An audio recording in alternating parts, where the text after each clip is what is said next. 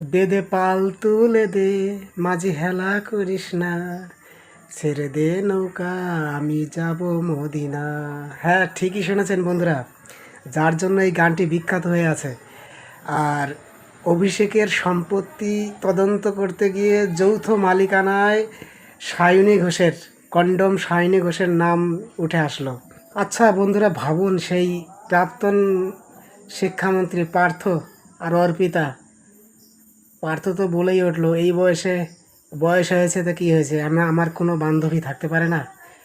তাই আমি ভাবছি যে 15 বছর ধরে জনগণকে এইভাবে বোকা বানিয়ে সায়নী আর অভিষেকের সঙ্গে সেই রকম কোনো চক্কর আছে কি না। বন্ধুরা, আপনার মতামতটি জানাবে। আর দুদিন পরে হয়তো সেটাও শুনতে পারবো যে আমার বউ আছে তো কী হয়েছে, বাইরে তো একটা বান্ধবী অবশ্যই থাকা প্রয়োজন। তো দুদিন পরে আস্তে আস্তে তদন্তে আমরা সবই জানতে পারবো বন্ধুরা।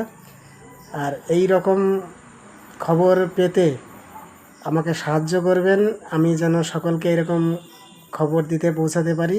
আমার পেজটি ফলো করে রাখবেন।